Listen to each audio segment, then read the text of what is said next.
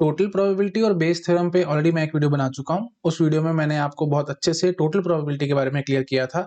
अब हम लोग बेस थ्योरम के बारे में समझेंगे। अभी मैं बिल्कुल इंट्रोडक्टरी लेक्चर्स बना रहा हूँ, उसके बाद प्रैक्टिस क्वेश्चन बहुत सारे कराऊंगा, तो आपको टेंशन लेने की जरूरत नहीं है कि सर आपने अभी जो प्रीवियस वीडियो बनाया उसमें प्रैक्टिस नहीं कराई एंड सो ऑन, तो सब मैं आपको कराऊंगा, टेंशन की बात नहीं है।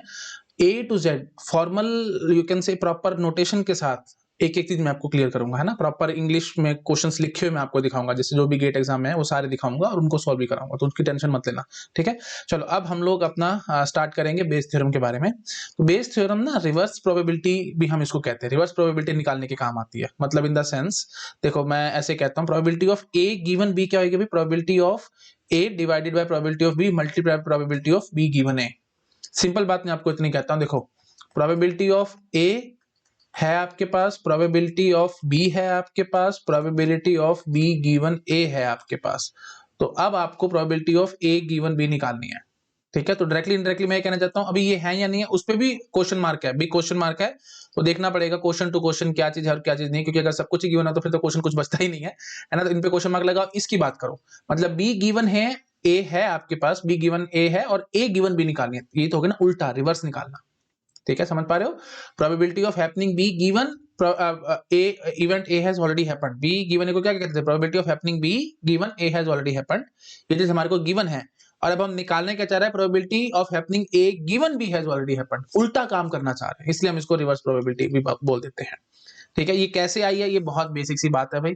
ये तो मेरे ख्याल से मेरे को एक्सप्लेन करने की जरूरत भी नहीं है, आप एक झटके में पकड़ जाओगे, हंसोगे जब मैं इसका प्रूफ दूंगा तो आपको। देखो मुझे बताओ, probability of A given B क्या होती है भाई, जो कंडीशनल प्रोबेबिलिटी में हम लोग पढ़ते आए हैं। Probability of A intersection B divided by probability of B, याद है ना, जो पीछे है वो नीचे है, सब मैं आपको समझाता रहता था। अच्छा जी, अब A intersection B multiplication theorem है ना ये भाई, इसको आप ये देखो, ए इंटरसेक्शन बी को आप क्या लिख सकते हो, अगर मैं ये बोलूं तो आपको कोई दिक्कत है, probability of A multiply by probability of B given है, इसमें किसी को कोई डाउट तो नहीं है ना भाई। और नीचे क्या बैठी थी, प्रोबेबिलिटी ऑफ बी। ये चीज याद है कि नहीं, probability of A intersection B क्या होती है भाई, दो तरीके से मैं निकाल सकता हूँ, मल्टीप्लिकेशन थ्योरम याद कराओ मेरे को। Probability of A intersection B क्या हो सकती है, या तो होगी probability of A multiplied by probability of B given A, या फिर होती थी probability of B multiplied by probability of A given B. याद है ना, नीचे ये कट जाते थे ऐसे, ये ऐसे ऐसे काट के मैं आपको याद कराता था कि हाँ जी कैसे निकल रहा है। तो बस वही चीज है ये, ठीक है। तो ये आपको पता है, प्रोबेबिलिटी ऑफ ए इंटरसेक्शन भी निकालने के दो तरीके हैं, तो बस जो ये ऊपर वाला तरीका है वही मैंने उठा के लिख दिया, बस और क्या किया है ना। तो probability of A intersection B probability of A multiply probability of B given है divided by probability of B, जो पहले चल रहा था वही है। अब देखो ये वही तो आ गई, क्या है ये, कुछ भी नहीं है, यही होगी हमारी बेस थ्योरम। इतनी फालतू सी थ्योरम है, तो आपको लगेगा कि इसका यूज क्या है, यूज बहुत ज्यादा है। एप्लीकेशन दिखाऊंगा तो आपको मजा आएगा ना भाई। सिंपल बात करो बेस थ्योरम क्या है, तो वो मैंने आपको सिखा दी, यही है बेस थ्योरम। अगर आपसे कोई पूछे state and prove Bayes theorem, तो आप ये बोल के आओगे कि हाँ जी ये कहते हैं जी बेस थ्योरम, ठीक है। तो probability of A given B probability of A multiply probability of B given divided probability of B, ये हमारी स्टेटमेंट है। और इसका प्रूफ ये बैठा, इसमें क्या है, कुछ भी नहीं है, एक लाइन का प्रूफ था। क्लियर हो गया एकदम सबको। तो इसका काम क्या है भाई, ए गिवन बी है आपके पास और बी गिवन ही निकालना है, या बी गिवन है ए है आपके पास, ए गिवन बी निकालना है, उल्टा उल्टा काम करना है, समझ पा रहे हो। तो मतलब रफली, अच्छा पहले इसको एक बार नोट डाउन कर लो, मैं एक लिख देता हूँ, ये बातें बड़ी इंपॉर्टेंट है इसलिए मैं बार बार लिख रहा हूँ और आपको समझा रहा हूँ। हाँ जी आगे ये लिख लिया सबने, हाँ। तो मैं आपको क्या कहना चाहता हूँ, बेस थ्योरम कब लगेगी ये बात ध्यान रखनी है आपको, यही तो मेन बात है ना, एप्लीकेशन कब होगी। मैं आपको कहता हूँ कि प्रोबेबिलिटी ए गिवन बी मेरे पास है और आपसे बी गिवन ए पूछा जा रहा है, या फिर प्रोबेबिलिटी बी गिवन ए आपके पास है और आपसे probability of A given B पूछा जा रहा है, उल्टा, तब बेस थ्योरम हमारी काम आती है। ये बात समझ में आई। अच्छा तो अब मैं आपको क्वेश्चन दिखाता हूँ, जैसे देखो प्रीवियस स्लाइड में मैं जाता हूँ, जो मैंने आपको 3 एग्जांपल कराए थे ना प्रीवियस क्लास में, बिल्कुल वही एग्जांपल्स में यहाँ पे कॉपी पेस्ट कर सकता था, ठीक है। देखो जैसे इधर ही मैं कर देता हूँ, थोड़ा सा आपको ब्यूटीफुल भी लगेगा, अच्छा भी लगेगा और आप चीजों को समझ भी पाएगी, क्योंकि बिल्कुल एक जैसे कंसेप्ट है टोटल प्रोबेबिलिटी के और बेस थ्योरम के। हाँ जी, तो मैंने आपको क्या कहा था भाई, आप ऑफिस से घर आते हो, घर आने के लिए तो बस से या कार से या स्कूटी से, जो पहला एग्जांपल था हमारा वो ये था ना, बस से कार से या स्कूटी से आते हो, तो प्रोबेबिलिटी ऑफ लेट गिवन, आप बस से आए, प्रोबेबिलिटी ऑफ लेट आप कार से, प्रोबेबिलिटी लेट आप स्कूटी से आए एंड सो ऑन, ये सब आपके पास गिवन थी। प्रोबेबिलिटी ऑफ बस गिवन थी, probability of car, probability of scooty, ये सब गिवन थी। कि मतलब क्या प्रोबेबिलिटी है कि आप बस से घर आ रहे हो, 0.2 है। क्या प्रोबेबिलिटी कि आप कार से घर आते हो, 0.7 है। क्या प्रोबेबिलिटी आप स्कूटी से घर आते हो, दैट इज 0.1। और प्रोबेबिलिटी आप लेट हो गए गिवन आप बस से आए थे, 0.5। प्रोबेबिलिटी आप लेट हो गए गिवन आप कार से आए थे, 0.1। प्रोबेबिलिटी लेट हो गए गिवन आप स्कूटी से आए थे, 0.2। और आपसे मैंने पूछा था प्रोबेबिलिटी लेट आने की क्या है, तो मैंने आपको ये देखो ऐसे समझाया था कि लेट घर कैसे पहुंचोगे? सीधी सी बात है, लेट घर पहुंचने का क्या क्या तरीका है? या तो आप बस से आए हो, या कार से आए हो, या स्कूटी से आए हो, और बस से आए हो और लेट हो गए, कार से आए हो और लेट हो गए, स्कूटी से आए हो और लेट हो गए, है ना? तो वहां 3 तरीके थे, इन तीनों को मैंने ऐड करके सीधा आंसर निकाल के दिखा दिया था।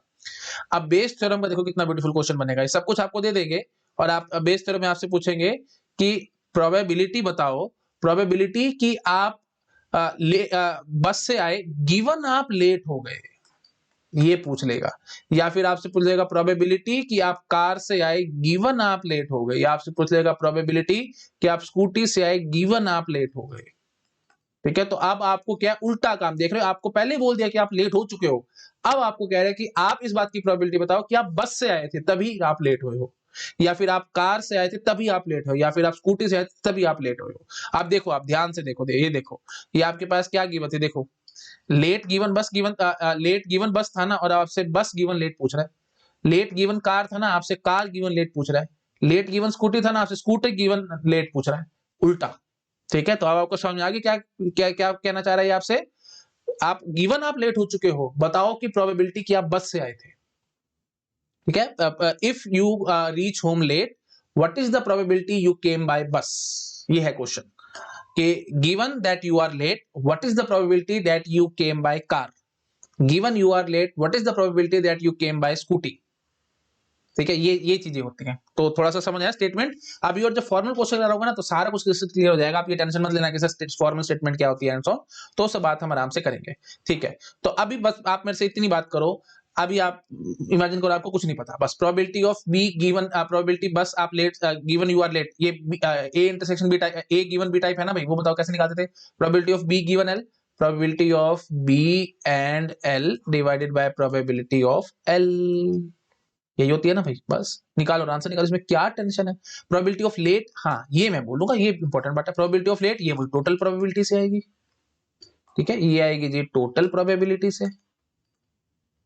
ओके, तो टोटल प्रोबेबिलिटी से ये निकाल लेना, और बी बी इंटरसेक्शन एल वो आपको पता है, वो आप कैसे निकालोगे भाई? प्रोबेबिलिटी ऑफ ये मल्टीप्लीकेशन थ्योरम, वो तो आपको पता ही है, कैसे निकालोगे? Probability of late multiplied by probability of, और सॉरी अब देखो वही बात है मल्टीप्लिकेशन। अब ये भी बात क्लियर कर देता हूँ, बच्चों को बहुत कंफ्यूजन आता है। एक तरीका तो अभी इंटरसेक्शन है ना, ये मल्टीप्लिकेशन थ्योरम का, एक तो probability of late given probability of B given L, sorry probability of late multiply probability of B given L. अरे भाई ये तो मैं निकाल ही रहा हूँ, तो ये तरीका मत लगाना ना, थोड़ा सा तो अपने आप से दिमाग भी लगाओ, ये मत लगाना, ये लगाना प्रोबेबिलिटी कि आप बस से आए multiplied by probability of late given you came by bus. ठीक है, तो ये लगाना, ये मत लगाना, क्यों? क्योंकि ये तो आपको पता ही नहीं है भाई, समझ पा रहे हो कि नहीं? इंटरसेक्शन है, मल्टीप्लिकेशन थ्योरम लगनी है, तो ये ऐसे भी लग सकती थी, ऐसे भी लग सकती थी, तो ये मैं लगाऊंगा, ये नहीं लगाऊंगा, ये बकवास है। ठीक है, क्योंकि ये तो मेरे को निकालनी है, ये ध्यान लगाओ, यहाँ पे जो पेन चल रहा है ये तो मेरे को निकालनी है, ये मेरे को पता है जो मैं निकाल लगा दूंगा, तो नहीं लगा सकता, तो ये तरीका मत लगाना, ये तरीका लगाना। और प्रोबेबिलिटी ऑफ लेट, ये आप टोटल प्रोबेबिलिटी से जानते ही हो कैसे निकालते हैं, तो बस वहां से आपके पास आंसर आ जाएगा।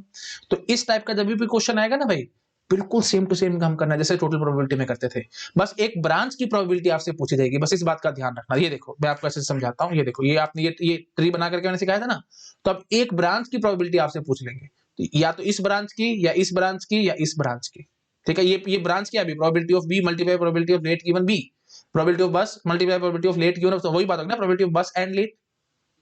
ठीक है, तो इस चीज की आपसे प्रोबेबिलिटी पूछ ली जाएगी, मतलब late given you came by bus, probability ये समझ पा रहे हो कि नहीं? मतलब सॉरी, बस से आए गिवन यू आर लेट, है ना, मतलब आप लेट पहुंचे हो, प्रोबेबिलिटी बताओ कि आप बस से आए थे, लेट पहुंचे हो गिवन आप कार से आए थे, लेट पहुंचे हो गिवन आप स्कूटी से आए थे, ये आपसे पूछना चाह रहे हैं, तो इसमें कोई टेंशन वाली बात ही नहीं है भाई, है ना। तो ये जो ब्रांच है ना भाई, देखो ये बी इंटरसेक्शन एल, ये जो ब्रांच है वो ये है बी इंटरसेक्शन एल, ये ब्रांच क्या है? सी इंटरसेक्शन एल, ये ब्रांच क्या है? S intersection L. ठीक है, तो इसकी प्रोबेबिलिटी से ये टोटल प्रोबेबिलिटी जो आपने निकाली थी वो डिवाइड कर देना, तो आपकी जो एक्चुअल प्रोबेबिलिटी थी वो आ जाएगी बी, ये मतलब जैसे इस ब्रांच से इस ब्रांच की ये इसको इस टोटल से डिवाइड कर दोगे तो आपके पास स्कूटी की वन आ जाएगी, इस ब्रांच से इस टोटल को डिवाइड कर दोगे तो ये कार की वन आ जाएगी, इस ब्रांच से आप टोटल को डिवाइड कर दोगे तो बस की वन आ जाएगी। आई थिंक काफी हद तक मैंने क्लियर करने की कोशिश की, आपको समझ आ गया होगा।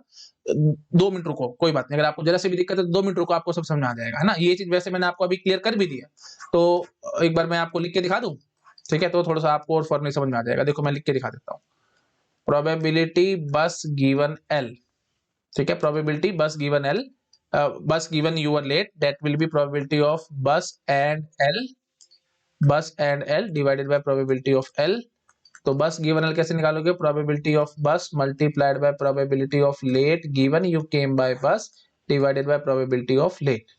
ठीक है, अब लेट की प्रोबेबिलिटी आपके पास है, इस बात को समझो आराम से। लेट की प्रोबेबिलिटी है क्या, मतलब हम निकाल लेंगे। ठीक है, वो टोटल प्रोबेबिलिटी की के कंसेप्ट से हम लेट की प्रोबेबिलिटी निकाल लेंगे जो भी आई होगी। और बस मल्टीप्लाइड बाय लेट गिवन बस, ये देखो भाई यही तो है बस गिवन, अब बस मल्टीप्लाइड बाय लेट गिवन बस, यही तो वो थी ये ब्रांच। तो 0.2 इंटू 0.5, तो सीधा मैं ऐसे लिखूंगा that will be equal to 0.2 into 0.5 divided by late. तो 0.2 मल्टीप्लाइड बाय 0.5 प्लस क्या क्या है भाई 0.7 मल्टीप्लाइड बाय 0.1 प्लस आखिरी क्या है 0.1 मल्टीप्लाइड बाय 0.2। बस this is my final answer for what probability B given L. ठीक है, तो ये उल्टा काम है, आपको पहले दे देंगे कि आप लेट पहुंचे हो घर और फिर आपसे पूछ रहे कि आप बस से आए थे, ये बताओ। ठीक है, आई थिंक आपको समझ में आ गया होगा। तो ये होगी जी बस गिवन एल, इसमें कुछ भी टेक्निकलिटी नहीं थी। ठीक है, अच्छा जी, अब आप सिमिलरली आप मेरे को जरा समझा दो प्रोबेबिलिटी की car given late, given you're late कि आप कार से बताओ। तो probability of car and L, मतलब कार से आए और लेट हो गए, डिवाइडेड बाय प्रोबेबिलिटी कि आप लेट हुए थे। हाँ जी, तो car given L probability of car multiplied by probability of late given you came by car divided by probability of L. अच्छा जी, और ये आपको पता है क्या है कार, और वो कार वाली क्या है भाई 0.7 इंटू 0.1, देख पा रहे हो कि नहीं? 0.7 इंटू 0.1 डिवाइडेड बाय लेट आने की प्रोबेबिलिटी ये सारी है भाई। मैं क्यों मेरे से बार बार भरवा रहे हो? चलो मैं एक बार ही है ना, पहला क्वेश्चन है तो मैं भर के आपको दिखा रहा हूँ। ठीक है, अब आप सिमिलरली मेरे ख्याल से अब आपको दिक्कत नहीं आएगी, प्रोबेबिलिटी की स्कूटी गिवन लेट, ये आप होमवर्क में अपने आप कर लेंगे, बिल्कुल सेम टू सेम काम है, आप समझ चुके हो ये सब है ना। मैं इसको कर देता हूँ छोटा, एक बारी आप आराम से इसको कर लो नोट डाउन। ठीक है जी, तो ये एग्जाम्पल हो गया बेस थ्योरम का। क्लियर हो? उल्टा उल्टा काम आपसे करवा रहे, बार बार समझा रहा हूं, उल्टा। एक एग्जाम्पल और करना और समझ में आएगा। एग्जाम्पल 2 क्या था भाई, ये देखो ये रहा हमारा एग्जाम्पल 2, यहाँ पे भी एकदम उल्टा काम करवाऊंगा मैं। ठीक है, अब ये यहाँ के क्या कहा था मैंने आपको, 3 बैग्स हैं, इक्वली लाइकली है कि हम कोई भी बैग में से बॉल निकाल सकते हैं और ball is picked at random, क्या प्रोबेबिलिटी की वो रेड आई। अब भाई यहाँ पे आपसे बिल्कुल उल्टा सवाल पूछूंगा, प्रोबेबिलिटी बताओ कि बैग B2 से हमने बॉल निकाली थी given the ball was red. बात समझ आई? मैंने आपको पहले बोल दिया कि जो मैंने बॉल निकाली है ना, एक बॉल मैंने पिक करी और मैंने आपको बोल दिया कि वो रेड है। अब मैं आपसे उल्टा पूछ रहा हूं, क्या प्रोबेबिलिटी है कि वो बैग 2 से निकली थी, या क्या प्रोबेबिलिटी कि वो बैग 3 से निकली थी, या क्या प्रोबेबिलिटी कि वो बैग 1 से निकली थी? ये बनेगा जी बेस थ्योरम का क्वेश्चन। ठीक है, तो अब मैं आपसे यहाँ पे क्या पूछना चाह रहा हूं, मैं एक बार यहाँ लाइन खींच देता हूं। ठीक है, और ये पूरी अच्छे से खींच देता हूं ना। हाँ, अब देखो, अब आओ इधर आप। ठीक है, अब आप जरा मेरे को समझाओ आप कैसे काम करोगे। हाँ जी, तो मैं यहाँ पे आपसे पूछ लेता कि प्रोबेबिलिटी आप मुझे बताओ कि बैग 1 से बॉल आई गिवन वो बॉल रेड थी, या मैं आपसे पूछ लेता प्रोबेबिलिटी कि ये बॉल बैग 2 से आई थी गिवन वो बॉल रेड थी, प्रोबेबिलिटी कि वो बैग 3 से आई गिवन वो बॉल रेड थी। थोड़ा सा अगर आप सोचोगे ना, आपके पास अपने आप से आंसर आएगा, बिल्कुल सिंपल। इतनी बात करो, जो पूछा गया ना प्रोबेबिलिटी की given the ball was red, what is the probability it came from bag 1, इतनी लाइन लिखी होगी पेपर में, तो आप समझ लेना कि the ball is red, what is the probability that it came from bag 1। तो आपसे क्या पूछना चाह रहे हैं, probability of bag 1 given the ball was red. तो बस अब आप यहीं से समझ में आ जाएगा, बस कंडीशनल प्रोबेबिलिटी कोई फॉर्मूला लगा करके आंसर निकालना है। बस फर्क ये आएगा कि जो रेड वाली बात है ना, वो टोटल प्रोबेबिलिटी से निकल के आएगी, तो कोई टेंशन वाली बात नहीं है। देखो मैं आपको समझाता हूं, देखो probability of B1 intersection red divided by probability of red. तो B1 इंटरसेक्शन रेड आपको सोचना है, प्रोबेबिलिटी रेड के बारे में सोचना है, तो आप पहले प्रोबेबिलिटी ऑफ रेड के बारे में सोचना। जैसे ही प्रोबेबिलिटी ऑफ रेड के बारे में सोचोगे आपके दिमाग में आएगा अच्छा रेड निकालने का या तो यहां से है, या यहां से है, या यहां से है, तो 3 तरीकों से रेड निकलती है, तो अपने आप से टोटल प्रोबेबिलिटी का क्वेश्चन हो गया। फिर आपके दिमाग में आएगा अच्छा ये तो बेस थ्योरम का क्वेश्चन है, क्योंकि उल्टा पूछना चाह रहे हैं, रेड देकर के आपसे पूछ रहे हैं कि वो बैक 2 से निकली, बस क्रैक्ड है क्वेश्चन, कुछ भी नहीं है, एक झटके में क्वेश्चन क्रैक हो जाएगा। पहले तो जो पूछ रहा है ना उसको फॉर्मूले में ढाल के लिख लो कि हाँ जी ये पूछना चाह रहा है, उसके बाद बस फिर उसके बाद कुछ नहीं बचता, फिर आप सोचोगे प्रोबेबिलिटी ऑफ रेड के बारे में, आपको समझ आएगा अच्छा जी ये तो 3-3 से निकल सकते, तो ये तो हमारी टोटल प्रोबेबिलिटी का क्वेश्चन है। और फिर बी और फिर पूछ रहे कि बैग 1 से निकली, तो समझ जाओगे अच्छा है तो बेस थ्योरम में उल्टा पूछना चाह रहा है, बस खत्म कहानी, कुछ भी नहीं बचेगा फिर क्वेश्चन में, है ना। तो आप एक झटके में इसका आंसर कर सकते थे, तो मेरे ख्याल से करके दिखाऊं कि आप समझ गए। अब देखो प्लीज वही बात ध्यान रखना, अब आप इसको क्या लिखोगे, probability of bag 1 multiplied by probability of red given bag 1 was chosen. ये फॉर्मूला बहुत ध्यान रखना, क्योंकि इंटरसेक्शन में गलतियां होंगी। आप बोल दोगे probability of red multiply by probability of B1 given red, probability of red तो हमारे को वही बात है, फिर चक्कर में फंसोगे आप, B1 गिवन रेड तो निकालनी है, तो वो कैसे भरना चाह रहा हूं, ये वही वही बात मैंने जो अभी बोली है, ये बिल्कुल वही बात है भाई, जहां पे हम फंसे थे। ये चीज नहीं करनी, ये चीज नहीं करनी, ये चीज ठीक है, जहां चल रहा है वहां ध्यान लगाओ, ये चीज नहीं करनी, ये चीज करनी है, ठीक है। हाँ जी, तो बस प्लीज यही चीज आपको ध्यान रखनी है बस, और कुछ नहीं, प्रोबेबिलिटी ऑफ रेड, ठीक है। अब देखो वही वही चीज है कि नहीं, ये देखो इसमें भी ध्यान लगाओ, ये देखो तीन तीन रास्ते थे ना हमारे पास आने के, देखो 3 रास्ते थे, 3 ब्रांचेस थी, तो एक ब्रांच की तरफ मेरे को जाना है। हाँ जी, तो मैंने क्या पूछा था B1 मतलब ये चीज मैं निकालना चाह रहा हूँ, टोटल हमारे पास आ जाएगी और ये चीज मैं निकालना चाह रहा हूँ, तो बस उसमें क्या टेंशन है। अब मेरे ख्याल से आप भर लोगे फॉर्मूले, कि भर के दिखाऊं, चलो भर के दिखा देता हूँ। प्रोबेबिलिटी ऑफ B1 क्या है जी, 1/3 है, रेड गिवन B1 क्या है जी 2/5 है ना, तो 1/3 इंटू 2/5, तो 1/3 इंटू 2/5 डिवाइडेड बाय आर की प्रोबेबिलिटी, भाई ये सब तो मैंने यहाँ लिखी हुई है, प्लीज आप अपने आप कॉपी पेस्ट कर सकते हो, इतनी तो बचोटी दिखाओ भाई, इतना ज्यादा मेरे से बेसिक कराओगे ना तो मैं बहुत टाइम लग जाएगा भाई, बहुत लंबे लंबे वीडियोस बनेंगे, फिर आप खुद ही लगेगा कि बहुत ज्यादा टाइम बर्बाद हो रहा है, ठीक है। तो अब मैं मेरे ख्याल से आप समझ चुके हो ये चीज, चलो मैं अब इतनी भी अगर आपको दिक्कत लग रही है तो ये चीज उठा करके यहाँ भर लेना, आंसर निकल आएगा आपका। Probability of B2 given red, अब आप वो समझ पा रहे हो क्या लिखेंगे, probability of B2 and red divided by probability of red, ठीक है। और बस अब आप यहाँ पे वो फॉर्मूला भर सकते हो और आंसर निकाल सकते हो, है ना। यही आ जाएगा बस, B2 multiply probability of red given B2 divided by probability of red, ठीक है। तो वो सब आप आई थिंक जानते हो, प्लीज थोड़ा सा अपने आप भी करो, मेरे को थोड़ा सा कोऑपरेट करो, इतना ज्यादा बोलूंगा इतना ज्यादा करूंगा तो बहुत टाइम बर्बाद हो जाएगा, ठीक है। थोड़ा सा आप करो ऐसे, B3 गिवन आर आप ये सब निकाल सकते हो, ठीक है। मेरे ख्याल से आपको समझ में आ चुका है, ज्यादा मेरे ख्याल से बोलने की मेरे को जरूरत नहीं है, ठीक है जी, ये सब कर लेना। हाँ, अब ये जो तीसरा एग्जांपल था यहाँ पे भी आप समझ सकते थे। अब मैं आपको बोल देता, यहाँ पे क्या बोलता ना, देखो a box contain 5 fair and 3 unfair coins, a coin is picked and tossed, find the probability of head. तो अब मैं यहाँ पे ये पूछूंगा कि given we got a head, what is the probability that it came from the unfair coin, मतलब unfair coin was chosen, ठीक है। अब आपको बोल दिया गया कि हेड, सिक्का उछाल के मैंने हेड ले आया हूं, अब मैं आपसे पूछता हूं कि वो अनफेयर कॉइन से आया था वो बताओ। अब देखो, अब ध्यान से समझो भाई, given that we got a head, what is the probability that it came from unfair coin, तो मैं आपसे क्या पूछना चाह रहा हूं, probability of head given unfair coin was chosen, बस ये चीज अगर आप लिख गए ना तो काम आपका खत्म है, फिर कुछ नहीं है भाई, है ना। बेस थ्योरम के क्वेश्चन में कुछ भी नहीं है, दादा ये सब करना ही नहीं होता ना, आप बस एक बार फॉर्मूले में तो ढालो, उसके बाद आपको अपने आप से समझ में आ जाएगा कि क्या हो रहा है क्या नहीं हो रहा। तो आपसे पूछा क्या जा रहा है, probability of head given unfair coin was chosen, तो बस इतना, फिर अब आप आगे लिखोगे probability of head and unfair divided by probability of unfair, ठीक है। और sorry, unfair given head, sorry for that, मैं बिल्कुल उल्टा लिख गया यहाँ पे, है ना, वही बात है, मेरे से भी मिस्टेक हो जाती है कई बारी।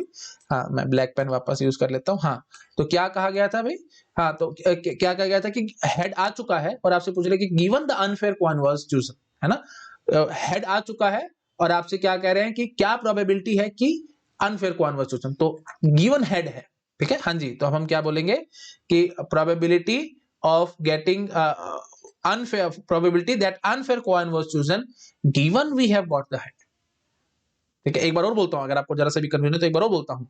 यहाँ पे हमने क्वेश्चन में क्या किया था, a box contain 5 fair and 3 unfair, a coin is picked and tossed, find the probability that head came. अब मैं आपसे उल्टा पूछ रहा हूं, मैं आपको कह रहा हूं कि हेड आ गया है, given that we got a head, what is the probability that unfair coin was chosen, मतलब अनफेयर कॉइन से हेड आया, ये बताओ, ठीक है। हेड तो आया है लेकिन अब बताओ कि वो अनफेयर से आया था, तो अब वही बात है। अब देखो गिवन हेड तो अनफेयर गिवन हेड, ये चीज हम निकालना चाह रहे हैं। हाँ जी, तो ये क्या होगी जी, unfair given head, probability of unfair intersection head divided by probability of head. ठीक है, अच्छा अब ये बात बस अब आप सोचोगे थोड़ा सा पहले हेड के बारे में, हाँ जी हेड कैसे आ सकता है, फिर आपका दिमाग घूमेगा, अच्छा एक फेयर है एक अनफेयर है, हेड निकालना है, तो वही बात है हेड लाने के दो दो तरीके, फेयर से भी आ सकता है अनफेयर से भी आ सकता है, तो ठीक है जी टोटल प्रोबेबिलिटी का क्वेश्चन है ये। फिर आप ये अपना हेड निकाल के बैठ जाओगे, जो भी आंसर आया था ये हमारे पास था।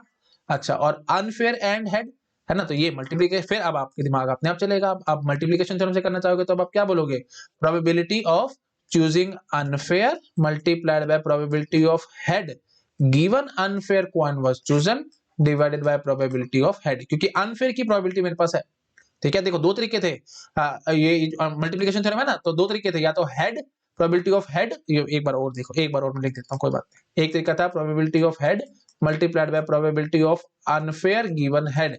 अब भाई वही बात है, अनफेयर गिवन हेड तो मैं निकाल ही रहा हूँ, तो ये और हेड की कहां से करूंगा, तो फंस जाऊंगा, तो ये तरीका नहीं लगाना था। ये मल्टीप्लिकेशन थ्योरम के लिए है दोनों ठीक, लेकिन ये लगाने से मेरे को कुछ मिलने वाला, क्योंकि इनकी प्रोबेबिलिटी मेरे पास है नहीं, इसकी थी तो मैं अपने आप आराम से कर लूंगा। अनफेयर की प्रोबेबिलिटी मेरे को पता है ना, जो गिवन थी, क्योंकि बैग में कितने हैं जी अनफेयर, तीन अनफेयर है और 5 फेयर है, तो 3/8 ये तो मेरे पास गिवन ही थी। ठीक है, तो मैं लिख देता हूँ बेशक से, अगर आपको लग रहा है तो नीचे करके लिख दो।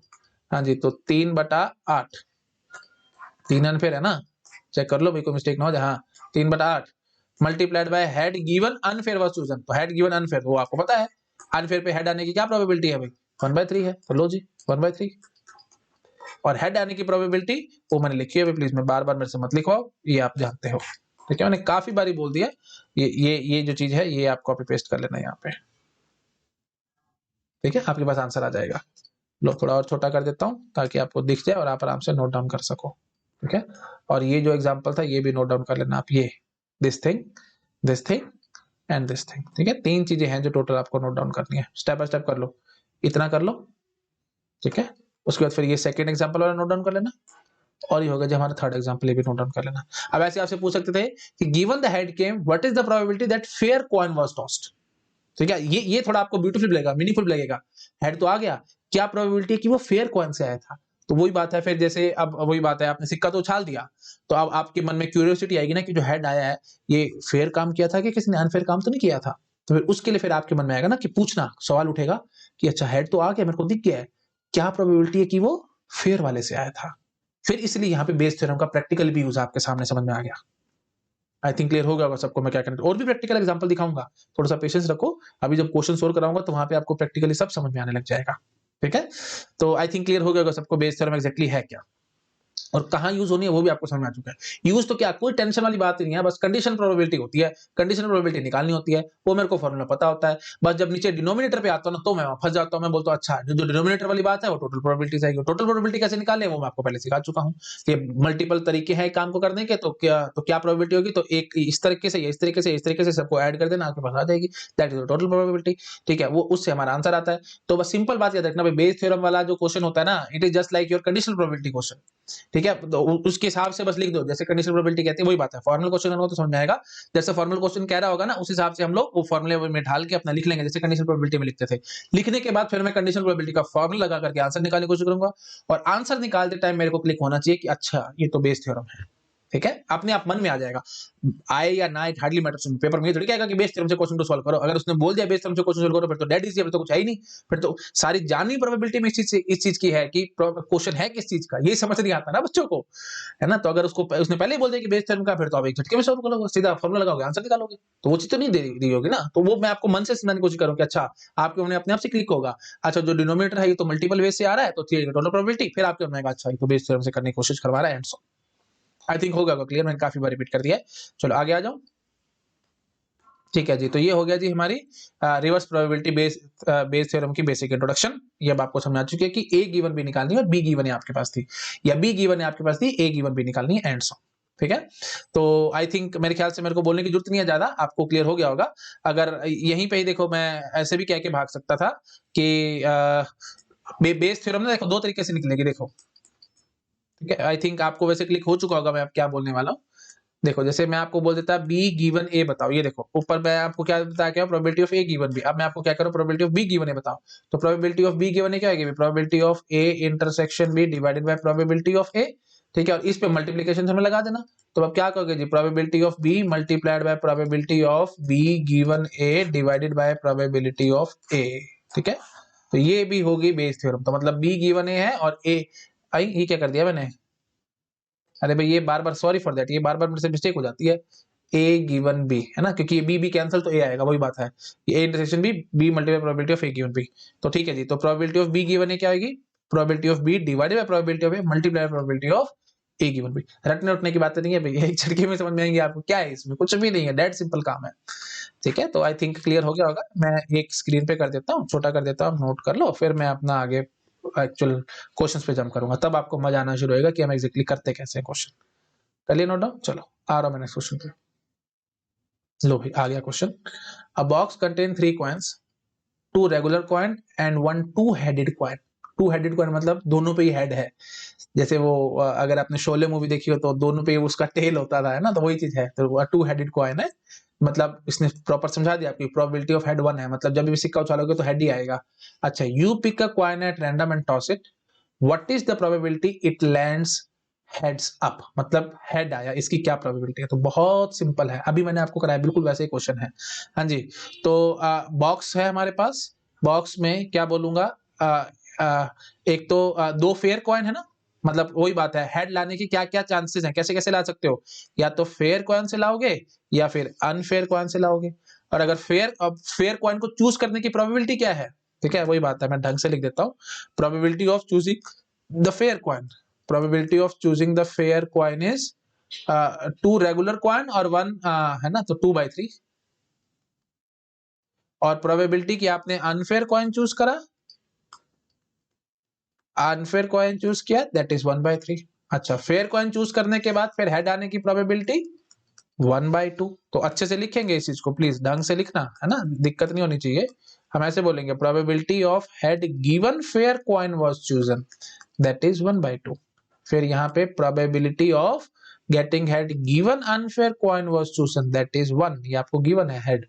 तो बस अब आप ऐसे, बस ट्री बन गया ना, अब आपका काम खत्म है। हाँ जी, तो मैं क्या कहूंगा, ये हमारा बॉक्स था, उसमें ऐसे ऐसे कुछ कुछ था, तो हमने सीधा काम कर लिया। तो मैं क्या कहूंगा, हेड चाहिए मेरे को। तो हेड या तो फेयर से आएगा या अनफेयर से आएगा। 2 तरीके, मैं आपको मैं समझाता हूँ। घर पहुंचने के 3 तरीके, बस से, कार से, स्कूटी से। तो ऐसे ही हेड लाने के 2 तरीके, या तो फेयर से या अनफेयर से। बस वहीं पे आपकी दिमाग में घंटी बजने चाहिए, ये तो टोटल प्रोबेबिलिटी से होगा, बस दैट्स इट। ठीक है जी, बस अब हमारा सीधा आंसर निकलेगा। तो क्या बोलूंगा जी, 2/3 multiplied by 1/2 plus 1/3 multiplied by 1।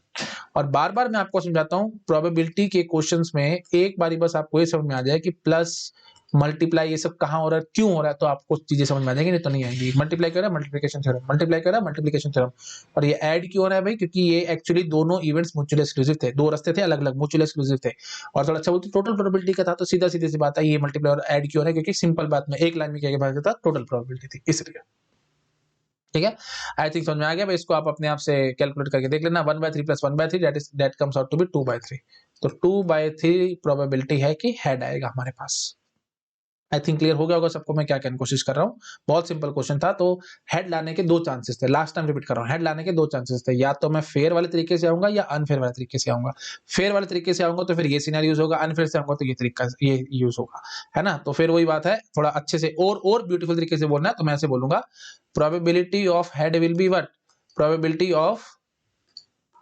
probability of choosing fair coin and head came on the fair coin plus probability of choosing unfair coin and head came on the unfair coin।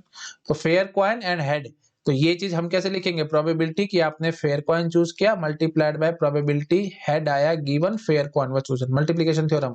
Probability unfair coin was chosen multiplied by probability of head given unfair coin was chosen.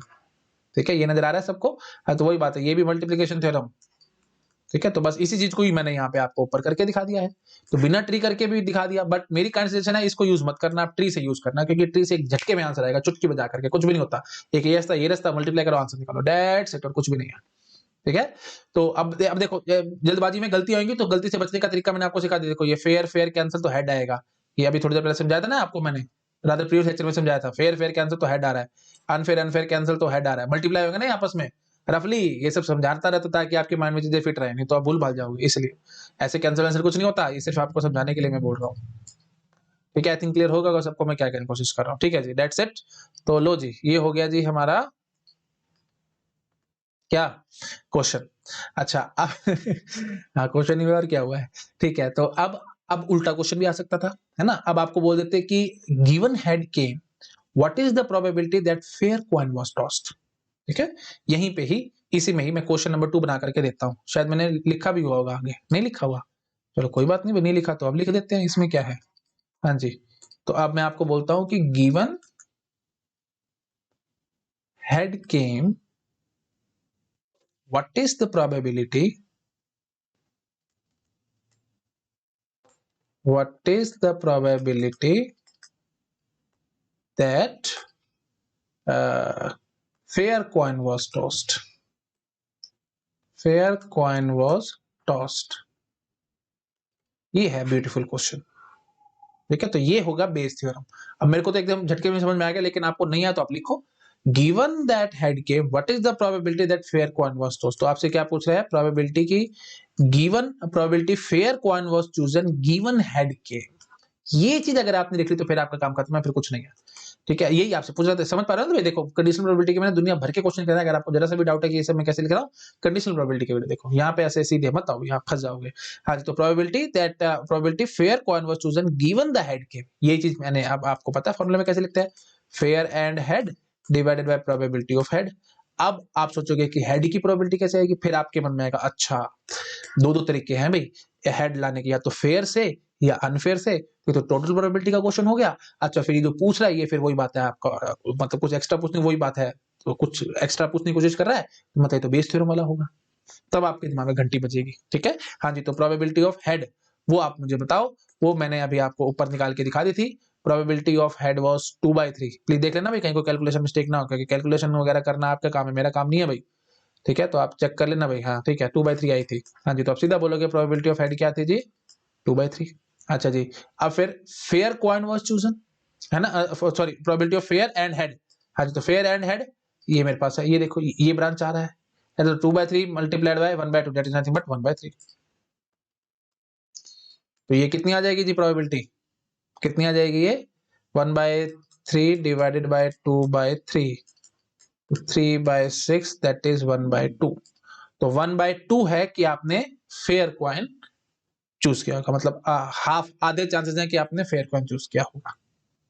I think आपको समझ में आ रहा होगा मैं यहाँ पे क्या करने की कोशिश कर रहा हूँ। ठीक है, तो given head came, what is the probability that fair coin was tossed. तो फेयर गिवन हेड, बस तो fair and head divided by probability of head. ये समझ में आ रहा है कि नहीं आ रहा। देखो यहाँ पे ये चीज पूछने की कोशिश कर रहा था ना, देखो ब्रांच में बना के दिखाता हूँ, दो दो रास्ते हैं हेड हेड लाने के, या तो ये या ये। अब आपसे ये चीज पूछना चाह रहा था, लगभग ये वाला ब्रांच वाला रास्ता पूछना चाह रहा था, तो वो चीज मैंने आपको अब सिखा दी, ये वाला रास्ता कैसे निकालें, probability of fair and head divided by probability of head and so on. तो fair and head is 1/3 and head is 2/3। तो फिर हमने ये निकाल दिया है ना, ये कैसे निकाल दिया फेयर एंड हेड, ये देखो ये चीज थी, है ना, fair and head is fair probability of fair multiply probability of head given fair. ठीक है, तो 2/3 multiply by 1/3 it comes out to be 1/3। तो 1/3 divided by 2/3 it comes out to be 3/6 that is nothing but 1/2। तो 1/2 probability है कि fair coin was chosen. तो अब ये देखो ये कितना ब्यूटीफुल क्वेश्चन है, मतलब आपके मन में थोड़ा सा वो डाउट आएगा ना भाई, सिक्का उछाल दिया किसी ने और बोल दिया कि हेड आ गया, अब आपके मन में डाउट आएगा ना कि इसने वो अनफेयर वाला लिया है कि एक्चुअल वाला लिया है। तो फिर आपने ये निकाल के दिखा दी कि अच्छा 1/2 चांसेस हैं कि इसने फेयर कॉइन से अपना काम किया होगा। अब कॉमन सेंस से आप समझ पा रहे होगे कि प्रोबेबिलिटी, ये देखो ठीक है, अब आप देखो यहाँ पे नंबर्स का थोड़ा सा खेल आएगा जो मैं आपको इमेजिन करवाना चाहता हूँ। Probability unfair coin was chosen given head के, हेड आ गया, ये वही बात है, पूरी स्टेटमेंट दोबारा दोबारा लिख रहा हूं मैं, आप समझ पा रहे होगे। गिवन हेड के what is the probability that unfair coin was tossed, unfair coin was tossed, तो वो चीज मैं अब आपसे पूछ रहा हूँ, तो वही मैंने लिख दिया unfair coin was tossed given head के। हाँ जी, तो अब आप क्या बोलोगे, वही बात, probability of unfair and head, probability of unfair and head divided by probability of head. हाँ जी, तो अनफेयर एंड हेड करके आओ, अनफेयर एंड हेड 1/3, ये देखो 1/3 into 1 दैट इज 1/3। हाँ जी, 1/3 divided by probability of head 2/3, तो it comes out to be what, 1/3 divided by 2/3, 3/6 that is 1/2। और मैं अब आपको एक बेसिक सी बात बोलूंगा कि कंफर्म था कि 1/2 ही आना था। क्यों कंफर्म था, क्योंकि आपके मन में डाउट था कि जो हेड आया है वो फेयर से आया है या अनफेयर से आया। अब मैंने बोल दिया कि फेयर से 1/2 चांसेस था, तो ऑब्वियस ही बात है अनफेयर से हेड आने का चांसेस 1/2 ही तो रहेगा। तो बट ऑब्वियस बात थी, देखो तो ये एनालिसिस भी आपको आना चाहिए। अगर यहाँ पे सपोज कर लो से आ जाता से 1/5, तो मैं यहाँ बोल देता कि 4/5 आएगा। 1/5 अगर चांसेस होता, वो तो न्यूमेरिकल बना लेंगे हम लोग। 1/5 अगर आता है कि फेयर गिवन हेड, तो फिर अनफेयर गिवन हेड कितना आता जी 4/5, क्योंकि दोनों को मिला करके प्रोबेबिलिटी तो बनानी आनी है, तो आप समझ पा रहे हो है ना, क्योंकि हेड आया है या तो फेयर से आया या अनफेयर से आया है। तो फिर फेयर और अनफेयर की अगर मैं दोनों प्रोबेबिलिटी को ऐड कर दूंगा तो पक्की बात है बनाना, यानी कॉमन सेंस की बात है भाई। हेड या तो इधर से आएगा या इधर से आएगा, है ना। और ये दोनों रास्ते जो है, ये दोनों रास्ते हमारे म्यूचुअली एक्सक्लूसिव है और एग्जॉस्टिव है, ये आपको पता है। तो बस ठीक है, तो फिर यही बात है, इन दोनों को ऐड करेंगे तो पक्की बात है बनाने आना, कंफर्म है ये बात 100%। आप थोड़ा सा इमेजिन करोगे तो आपको अपने समझ में आ रहा होगा। ठीक है, सीधी सी बात है भाई, हेड आया तो आपके मन में डाउट आया कि फेयर से आया था या अनफेयर से आया था, तो फेयर से आने का 1/2 था, तो अनफेयर से आने का भी 1/2 रहेगा, कॉमन सेंस की बात है। ठीक है, मैंने काफी कुछ कोशिश की आपको डिटेल में समझाने की। ठीक है, आप इसको कर लो नोट डाउन, फिर मैं नेक्स्ट क्वेश्चन पे जंप करता हूं। तो आगे ना समझ में, देखो क्वेश्चन तो बहुत सिंपल था, लेकिन मैंने इसको फिर थोड़ा और बेस थ्योरम से लिंक करके और भी करा दिया। आओ नेक्स्ट क्वेश्चन पे। लो जी, अब क्या कह रहा है, the probability that the student knows the correct answer to a multiple choice question, multiple choice question is 2/3, probability that he knows the answer is 2/3। ठीक है, तो obviously probability he does not know the answer will be 1/3। इतना समझ में आ गया। अच्छा, if student does not know the answer then the student guesses the answer. ठीक है, अगर वो नहीं जानता तो ऑब्वियसली गेस करेगा, इसने बोल दिया इतनी बात। मतलब ये कहने का मतलब डायरेक्ट पता है क्या है, देखो एक्चुअली ना 3 चांसेस है, बच्चा क्या कर सकता है, या तो उसको आंसर आता होगा, या उसको नहीं आता होगा, या फिर वो कॉपी करेगा। मतलब ये देखो, या तो आता होगा या नहीं आता होगा। आता होगा तो ठीक है जी, काम कर लेगा, अगर नहीं आता होगा तो या तो वो गैस लगाएगा या फिर कॉपी करेगा। तो इसने कॉपी वाली बात नहीं बोली, ये बात समझ रहे, ये देखो बच्चे को या तो क्वेश्चन, यही बात है, क्योंकि ये काफी स्टूडेंट्स ना मेरे से पूछते थे कि सर ये तो बकवास बात है भाई, आप क्या कह रहे हो, ये जो इसने लाइन लिखी है, अरे ये क्यों हटती जा रही है बार बारी। हाँ, तो मेरे पास अलग रबड़ है भैया, अगर ये हटता है तो। हाँ, तो बच्चे मेरे से पूछते थे क्लास में, जब मैं ये ऑफलाइन क्लासेस में पढ़ाता था, कि सर इस लाइन का क्या मतलब हुआ, ये क्या बकवास लाइन है, student does not know the answer then the student guesses the answer. तो ऑब्वियस ही बात है। फिर तो मैं कहता था नहीं भाई नहीं, आप अपने ऊपर लेके देखो, आप क्या करते हो कि या तो आपको आंसर आता है या फिर आपको नहीं आता है। जब आपको नहीं आता है, या तो फिर आप गेस करोगे या फिर आप किसी से कॉपी करोगे, कुछ तो करोगे, या फिर आप खाली छोड़ाओगे, ब्लैंक पे तो छोड़ के आ सकते हो। तो 3 चॉइसेस हैं। तो इसने सिर्फ एक चीज बोल दी कि अगर आपको क्वेश्चन नहीं आता तो आप गैस करके आओगे, ये चीजें इसने नहीं बोली। अगर ये भी बोल देता तो थोड़ा क्वेश्चन और बड़ा हो जाता और कॉम्प्लेक्स हो जाता, तो थोड़ा आसान रखने के लिए इसने चुपचाप से ये लाइन बोल के भाग गया। तो ऐसे मत बोलना कि ये तो बकवास लाइन, इसके तो कोई मतलब ही नहीं। इस लाइन का बहुत बड़ा और बड़ा ब्यूटीफुल मतलब है। ये लाइन ना होती तो हम लोग बड़े कंफ्यूज रहते कि करना क्या है, बच्चे को अगर क्वेश्चन नहीं आता तो वो करेगा क्या। बात समझ रहे हो, या तो वो गैस करेगा या कॉपी करेगा या ब्लैंक छोड़ के आ जाएगा। कॉमन सेंस की बात है, लेकिन इसने सिर्फ बोला है कि गैस करके आता है, वो कॉपी नहीं करता, शरीफ बच्चा है, और ब्लैंक भी नहीं छोड़ता, क्योंकि इसको अपने फ्यूचर का बड़ा वो है, मतलब बड़ा एंथुसियास्टिक है बच्चा, बड़ा यू कैन से, क्या कहते हैं उसको, वो मतलब अपने करियर को लेके बड़ा वो है, मतलब बहुत ज्यादा वो है, मतलब बहुत अपने क्या बोलूं मैं, लाइन वर्ड नहीं एग्जैक्टली मेरे को याद आ रहा, क्या बोलते हैं उसको, अरे भाई क्या कहते हैं, जो अब एक्चुअली टाइम भी बड़ा हो गया ना, तो मेरा दिमाग भी बहुत थक गया है, मेरा दिमाग भी थोड़ा सा ब्लॉक हो जाता है, इतना ज्यादा एकदम याद नहीं आता, क्या कहते हैं उसको। अरे भाई जब बच्चा मतलब अब बहुत ज्यादा वो होता है, नहीं याद आ रहा नहीं याद आ रहा भाई, क्या करूं मैं। वर्ड कई बार हो जाता है, इंग्लिश में वर्ड हमारा स्किप हो जाता है, सबसे हो जाता है। अब तो खैर काफी देर से, सुबह से मैं एक्चुअली क्लासेस ही ले रहा हूँ, तो बहुत थका हुआ दिमाग है मेरा। ठीक है, उसके बाद भी मैं वीडियो बना रहा हूँ और आपको लग रहा होगा कि मेरी एनर्जी में कहीं कोई कमी नहीं है। कोई बात है, मैं शो नहीं करता, लेकिन थक तो बहुत जाता हूँ, बट स्टिल मैं शो नहीं करता हूँ, तो एनर्जी ज्यादा लूज हो रखी है मेरी, इसलिए मेरा दिमाग भी इतना ज्यादा नहीं चल रहा है। हाँ, तो ठीक है। तो हाँ, मतलब बहुत ज्यादा वो है, एंथू है अपने करियर को लेके, है ना, मतलब पता नहीं बार बार दिमाग मेरा वही जा रहा है, याद नहीं आ रहा मेरे को वर्ड क्या था वो। चलो ठीक है, छोड़ो, हटाओ उसको, दिमाग इतना ज्यादा बोलेंगे तो टाइम बर्बाद होगा, कुछ नहीं, मैं टाइम नहीं वेस्ट करना चाहता आपका। ठीक है, तो प्रोबेबिलिटी की वो आंसर जानता है, दैट इज 2/3, प्रोबेबिलिटी वो नहीं जानता, दैट इज 1/3। इतना तो आप समझ चुके हैं, क्योंकि 2 ही पॉसिबिलिटी है, तो जानता ही नहीं जानता। अच्छा, उसके बाद फिर क्या कह रहा है कि student does not know the answer then the student will guess the answer. ठीक है, ये आपको समझ में आ चुका है, मैंने आपको समझा दिया। अच्छा, the probability of the guessed answer being correct is 1/4। ठीक है जी, तो अगर उसने गेस किया है ना, गेस किया है, तो और करेक्ट हो गया आंसर दैट इज 1/4। तो अब आप मेरे को समझो, इसको लिखोगे ऐसे। अगर आपने मेरे को लिखना सिखा दिया फॉर्मूले की भाषा में, मैं समझ जाऊंगा आपके कंसेप्ट क्लियर है। ठीक है, तो guess is the answer being correct, इसका मतलब क्या हुआ कि प्रोबेबिलिटी की आंसर करेक्ट हुआ गिवन उसने गेस किया था, दैट इज 1/4। ठीक है, ये चीज बकवास है कि प्रोबेबिलिटी की उसने गेस किया given the answer was correct, ये बात थोड़ी होती है। तो आप समझ पा रहे हो कि इसने बोला क्या, प्रोबेबिलिटी ये चीज गलत है, ऐसे मत बोल देना इस चीज को कि सर ये है ना, ये चीज थोड़ी है। प्रोबेबिलिटी की गेस किया given the answer was correct, ये थोड़ी है। इसने क्या कहा, प्रोबेबिलिटी की करेक्ट था given the answer, given it was guessed, that is 1/4। ठीक है, अच्छा उसके बाद आगे क्या कह रहा है, given that the student has answered the question correctly, उसने आंसर बिल्कुल करेक्ट दिया है, ये आपको गिवन है। और आपसे क्या पूछ रहे हैं, conditional probability that student knows the correct answer. तो आपसे क्या पूछ रहे हैं, knows the correct answer given the answer was correct, ये आपसे पूछा जा रहा है। अगर आप इतना सब लिखना जानते हो ना, तो समझ लो भाई आपकी बेस थ्योरम के क्वेश्चन एक झटके में सॉल्व है, कुछ भी नहीं है। ठीक है, नहीं तो आप फंसोगे। ठीक है, तो क्या क्या चीजें गिवन है भाई, probability know the answer that is 2/3, probability not know the answer that is obviously 1/3, probability की probability की करेक्ट आंसर आता है given he guesses the answer that is 1/4। ये की पॉइंट था भाई, अगर आप ये चीज लिख गए तो फिर 90% क्वेश्चन सॉल्व है। The probability of guest answer being correct is 1/4, तो मतलब प्रोबेबिलिटी की उसने करेक्ट, प्रोबेबिलिटी की आंसर करेक्ट है given it was guessed by him, that is 1/4। अब आपसे क्या पूछ रहा है, प्रोबेबिलिटी बताओ कि वो आंसर जानता था given the answer is correct, यही पूछ रहा है ना आपसे। देखो गेट का क्वेश्चन है भाई, ठीक है, प्लीज ध्यान रखना, PYQ है ये। Given that the student has answered the questions correctly, correctly उसने कर दिया है आंसर। अब आपसे क्या पूछ रहा है, conditional probability that the student knows the answer, knows the answer given the answer was correct, knows the answer given the answer was correct, इसकी प्रोबेबिलिटी निकालनी। अब देखो कितना अच्छा क्वेश्चन है, देखो एक टीचर के नजरिए से सोचो ना, टीचर के पास उसका पेपर आया और उसको पता लगा कि हाँ जी बच्चे ने करेक्ट आंसर कर रखा है। अब उसका दिमाग तो घूमेगा ना भाई, इसको सच्ची में आता था या इसने गेस कर रखा है। तो वो चीज यहाँ पे पूछना चाह रहा है कि उसने गेस किया था, ये बताओ, सॉरी ये बताओ कि उसने, उसको आता था आंसर, ये बताओ। पता लग गया टीचर को देखे कि हाँ जी आंसर तो ठीक है। अब वो क्या सोच रहे हैं कि इसने गेस किया था या इसने करेक्ट बताया था, तो आपसे ये पूछना चाह रहे हैं कि इसने करेक्ट बताया था, ये इसका बताओ।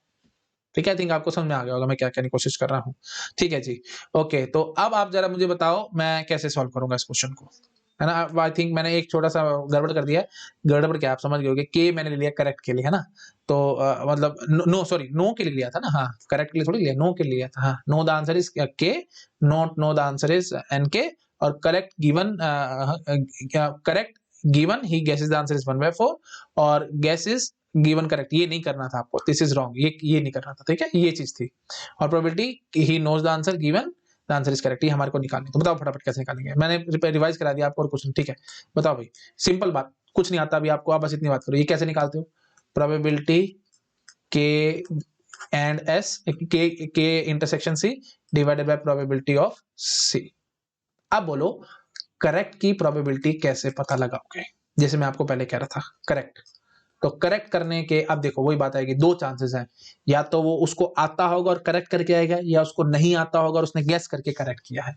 दो बातें आई ना, ट्री बनाओ, काम खत्म, बस काम खत्म, कुछ भी नहीं है इस क्वेश्चन में। ठीक है, तो वही बात अब मैं बोलूंगा, ये देखो, या तो, अरे ये भाई कई बार गड़बड़ हो जाती है। हाँ जी, प्रोबेबिलिटी कि उसको आता था, प्रोबेबिलिटी कि उसको नहीं आता था। आता था इसकी क्या है, no the answer 2/3, not know the answer obviously 1/3। ठीक है, दो ही पॉसिबिलिटी, आता होगा या नहीं आता होगा। अच्छा उसके बाद अब आप अरे यार ये पता नहीं क्या गड़बड़ हो रही है आज इसको। हाँ, अब आपसे क्या पूछा जाएगा कि ठीक करके आया, प्रोबेबिलिटी वो ठीक करके आया given he knows the answer, ये बताओ।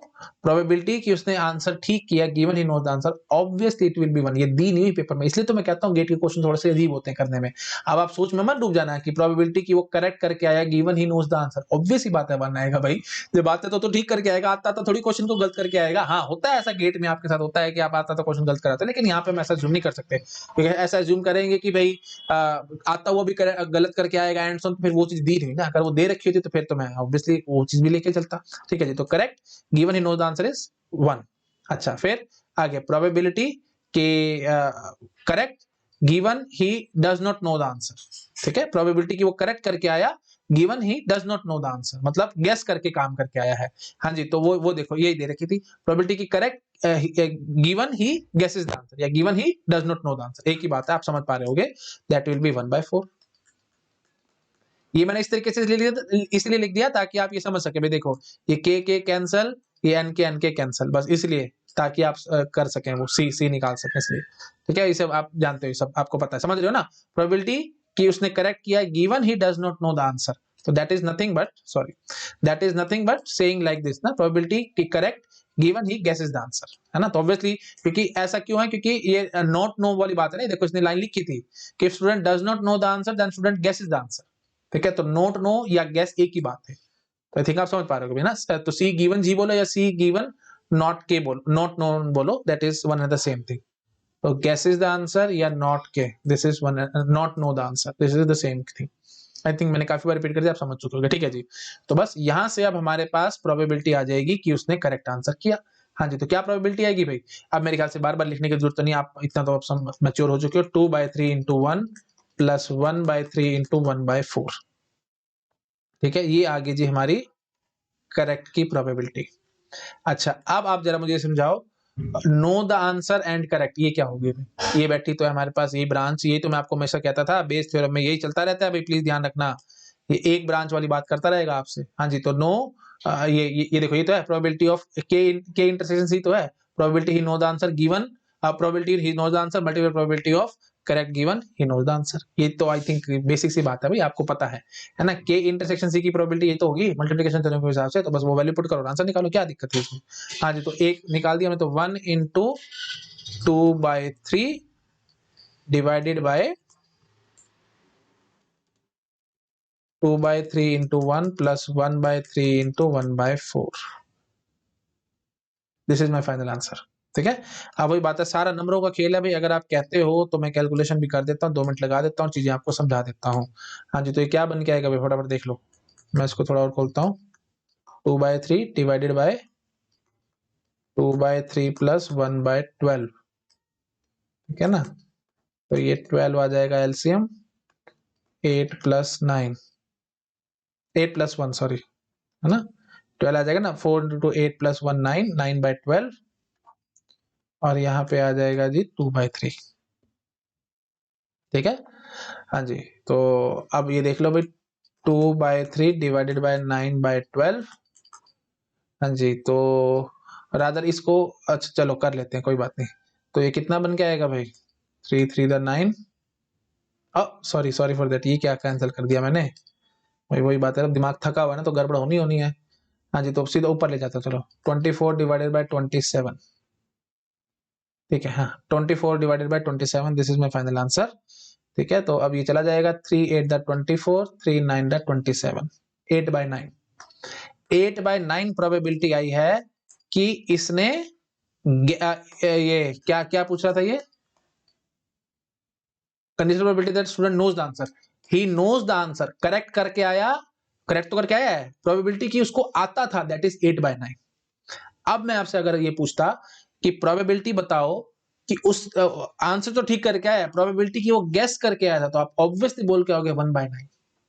यही है ब्यूटी मैथमेटिक्स की, प्लीज इस बात को पकड़ो आराम से, ठीक है, क्योंकि आपने एक चीज निकाल दी, तो मैंने अभी आपको समझाया था, अभी दूसरा चीज 1 में से घटा दो, आपके पास आंसर आ जाएगा।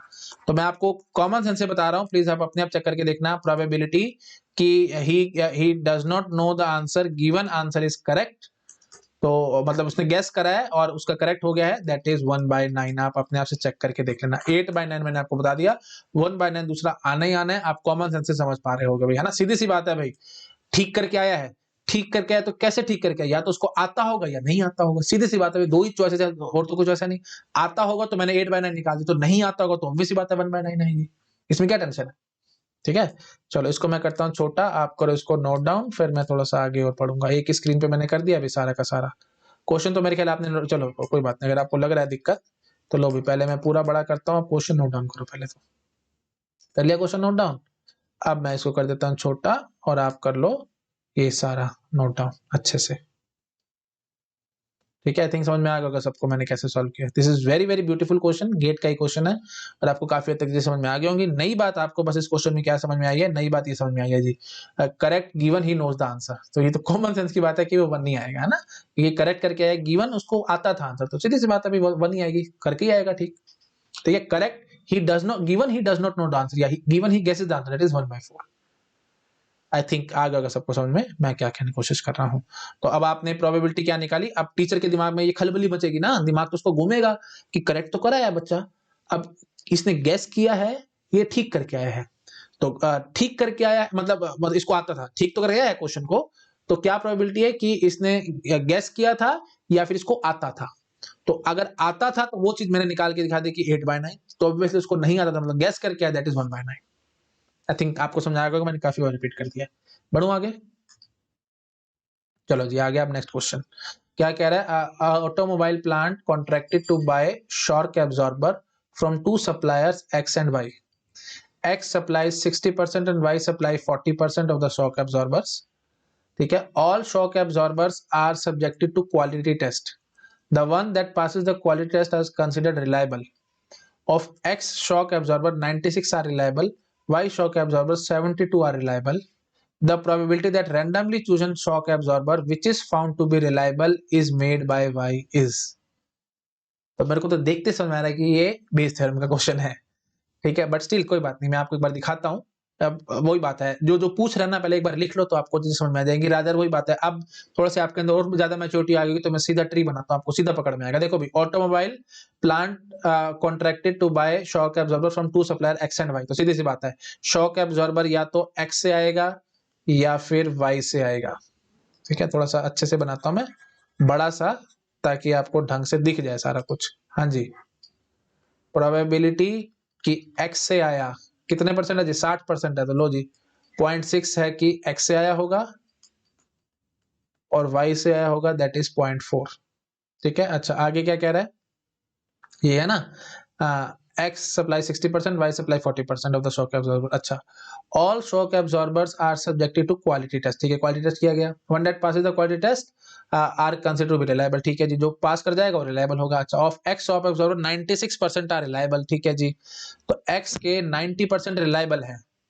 ठीक है जी, तो फिर probability reliable given it came from X, that is 0.96।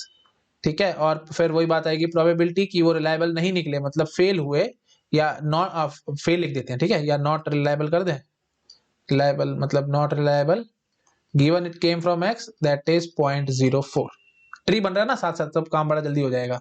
अच्छा, उसके बाद फिर वही बात आएगी, Y से 72% of Y shock absorber 72% are reliable. ठीक है जी, तो प्रोबेबिलिटी, जगह नहीं बच रही, चलो यहाँ करते हैं, probability reliable given it came from Y, ये कितना होएगा, जगह की ही प्रॉब्लम है। ठीक है, मैं थोड़ा सा ना इसको इधर कर देता हूं, ऐसे लिखता हूं, probability reliable given it came from Y कितना है जी, 72% है, तो 0.72 हो गया। ठीक है, 0.72, हाँ जी अब दिख रहा होगा शायद सबको ना, 0.72। अच्छा, फिर प्रोबेबिलिटी की not reliable from Y, that will be what, 100 minus 7 1 minus 7.72, it comes out to be कितना आएगा भाई, 28। ठीक है, 28 आएगा, तो 0.28 हो गया। ठीक है, हाँ जी। अच्छा, अब देखो, अब ये सब बन चुका है ना, अब देख लो क्या मांग रहा है वो आपसे, क्या नहीं मांग रहा। हाँ जी, the probability that randomly chosen shock absorber which is found to be reliable is made from Y। तो पहले तो वही बात आएगी, तो इज मेड फ्रॉम Y, तो लिख दो भाई क्या पूछना चाह रहा है वो आपसे, है ना, तो आपको ढंग से समझ आएगा। Is found to be reliable is made from Y, probability कि Y से आया गिवन इट इज रिलायबल, ये आपसे पूछना चाह रहा है। प्लीज आराम से समझो इस चीज को, क्या कह रहा है, the probability that randomly chosen shock absorber which is found to be reliable is made by Y। इस लाइन से आपको क्या समझा रहा है, आपसे क्या क्या पूछ रहा है, प्रोबेबिलिटी कि वो Y से आया गिवन इट वाज रिलायबल। ठीक है, हाँ बस, अब ये आपको पता है कैसे निकालते हैं, probability of Y intersection R, ठीक है, Y intersection R divided by probability of reliability. है ना, प्रोबेबिलिटी ऑफ रिलायबल। अच्छा, तो अब रिलायबल वाला पूछा, नॉट रिलायबल वाला नहीं पूछा था, तो ठीक है जी, मैं यहाँ से ये हटा देता हूँ, है ना, जो मेरे काम की चीज नहीं है उसको हटाओ, ट्री में से जो हमारा काम का चीज होगा उसको रख लेंगे। लो जी, इसको भी मैंने हटा, अरे ये क्या क्या हट गया, ऊपर से क्वेश्चन हट गया क्या, आई हट ही रहा है, कोई बात नहीं, मेरे पास दूसरा रबड़ है, टेंशन, अरे सारा कुछ ही हट गया ऐसे कुछ कुछ मजाक होता रहता है भाई। चलो दूसरा रबड़ है, उसको हम यूज करते हैं। लो जी, इसका भी यूज नहीं आया, ठीक है। तो मैंने बस क्वेश्चन पढ़ा है, मैं सही बताऊं तो मैंने क्वेश्चन कॉपी पेस्ट किया था बस, गेट का क्वेश्चन देखा जी इसका लग रहा है तो मैंने उठा के रख लिया, आपके सामने पहली बार में सॉल्व कर रहा हूं, तो इसलिए मैंने वो सब ब्रांचेस बना दिए एंड सॉन, तो वो थोड़ा सा मेरे को टाइम लग गया, सॉरी फॉर दैट, बट आपको चीजें समझ में आ रही होंगी। ऐसे गेट एग्जाम में आप भी करेंगे ना, क्योंकि आप कोई पढ़ के थोड़ी क्वेश्चन की कौन सा क्वेश्चन आ रहा है गेट में नहीं आ रहा, तो आप एक बार ट्री तो बनाएंगे, उसके बाद ही तो समझ में आएगा क्या हो रहा है क्या नहीं हो रहा। तो देख पा रहे, वही बात है, देखो कॉन्ट्रैक्टेड है, एक्स है, वाई है, एक्स से 60% आ रहा है, वाई से 40% आ रहा है, एंड सॉन, जैसे कुछ ऐसे देखो ना, इमीडिएटली ट्री बना लेना, आपके पास झटके में आंसर आ जाएगा, कोई टेंशन वाली बात नहीं। और समझ लेना ये टोटल प्रोबेबिलिटी या बेस थ्योरम क्वेश्चन है, और अपने आपको लकी मानना कि अगर इनका क्वेश्चन आया तो, क्योंकि बाकी जो मैंने आपको तरीके बताए conditional probability, independent events and so on, उसमें शायद कुछ डिफिकल्ट क्वेश्चन बन सकते हैं, लेकिन यहाँ पे कोई डिफिकल्ट क्वेश्चन नहीं बन सकता, डेड इजी क्वेश्चन, बिल्कुल इजी। अगर आपको लगेगा कुछ कुछ डिफिकल्ट क्वेश्चन मैं आपको आगे कराऊंगा, बट वो बहुत मतलब गेट से थोड़ा अप ही लेवल होगा उनका, क्योंकि उनके वो आए, नो डाउट क्वेश्चन आए हैं गेट में भी, थोड़े से अजीब तरीके के भी आए हैं, बट तरीका सबका सेम रहेगा। इस टाइप का क्वेश्चन है तो आप समझ लेना you are very very lucky, एक झटके में आंसर, दिखते बहुत बड़े हैं लेकिन डेड इजी क्वेश्चन होते हैं ये। चलो ठीक है जी, अब आप जरा मेरे को बताओ कैसे आंसर निकालोगे, कुछ भी नहीं है। हाँ जी, तो वही बात है, या तो इस तरीके से आओगे आप, है ना, या तो इस वे से आओगे या इस वे से आओगे। हाँ जी, रिलायबल निकालने के क्या क्या तरीके हैं, तो मैं सीधा लिख दूं अब नीचे, टाइम वेस्ट नहीं करता, तो 0.6। अब तो बहुत ईजी है, अभी देखो y इंटरसेक्शन r आपसे पूछ रहा था ना, तो मतलब ये वाला पूछ रहा है आपसे रास्ता, ठीक है। तो अब मैं सीधा लिखूंगा इसको, सीधा और टाइम बचाऊंगा, 0.4 into 0.72 divided by 0.4 into 0.72 plus 0.6 into 0.96, इसको सॉल्व कर लेना, आंसर आ जाएगा। मेरे ख्याल से मेरे को कुछ करने की जरूरत ही नहीं थी, मैंने काफी क्वेश्चंस कराया, तो आपको प्रैक्टिस हो गई। y इंटरसेक्शन r, ये y इंटरसेक्शन r वाली बात समझ आई है कि नहीं आई है, y probability of y given r, बस ये चीज अगर आपको पकड़ में थी, y गिवन r बार बार समझा रहा हूं, बस y गिवन r कैसे था, रैंडम ट्यूशन शो के absorber which is found to be reliable is made by y, reliable है और वो y से आया है, ये पूछ रहा था आपसे, y गिवन r।